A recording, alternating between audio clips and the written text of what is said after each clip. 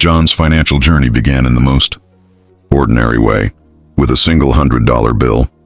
For him, that money felt like a small step toward security, a cautious start to saving.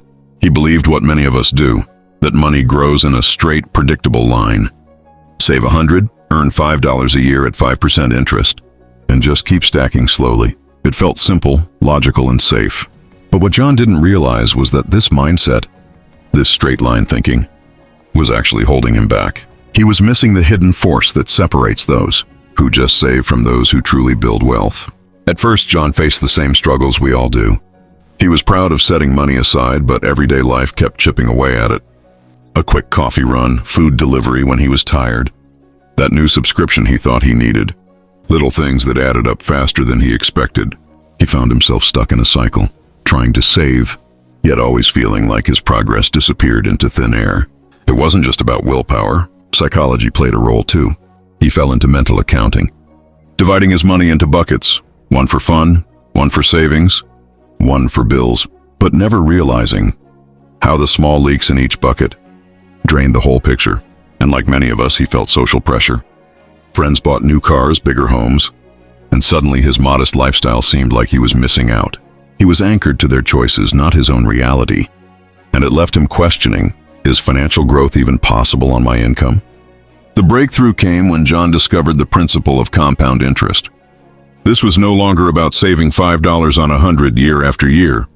This was about money earning money, interest building on top of interest, creating an engine of growth that accelerates over time. The difference between simple and compound interest was like walking versus flying. With simple interest, $10,000 at 5% grows to just $25,000 in 30 years.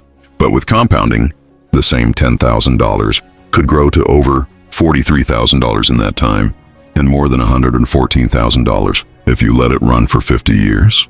Suddenly, John saw money not as something static, but as something alive, working quietly in the background to multiply itself. He also learned 3 core principles that make compounding work. The first is time. The earlier you start, the bigger the snowball gets, because every year of growth builds on the last. The second is rate. Even a small difference, say 6% versus 9%, can cut the doubling time of your money by years. The third is frequency.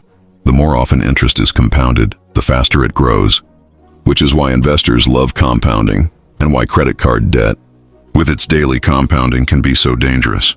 Armed with this knowledge, John made a change. Instead of letting his $100 sit idle, he put it into a low-cost index fund tracking the S&P 500. He wasn't chasing quick wins, because he knew markets rise and fall. What mattered was staying invested through both the good years and the bad, because over the long run, history showed the market's average return hovered close to 10%. He reinvested every dividend, a strategy known as DRIP, dividend reinvestment. He added a small, steady contribution each month, practicing dollar-cost averaging. Sometimes the market was down and he bought more shares for less. Sometimes it was high and he bought fewer. But month after month he kept going, letting time and consistency do the heavy lifting.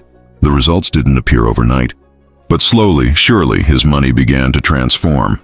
After a few years, his balance wasn't just a few hundred, it was thousands. He saw his account cross $1,000, then $5,000, and eventually over $10,000, all from that single decision to save $100 and commit to steady contributions. What once felt impossible now seemed inevitable. That is the quiet magic of compounding, slow at the start, unstoppable in the end. But John also realized something else. Compounding is a double-edged sword.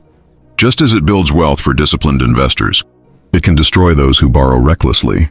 Credit card debt, with its high interest and daily compounding, can turn a small balance into an overwhelming burden. Mortgages and long-term loans show the same effect, paying hundreds of thousands in interest over decades. The same force that built John's wealth could just as easily wipe it out if he let debt control him. In the end, John's story isn't about one man turning $100 into $10,000. It's about a universal lesson. Wealth is not built by luck, magic stocks, or timing the market.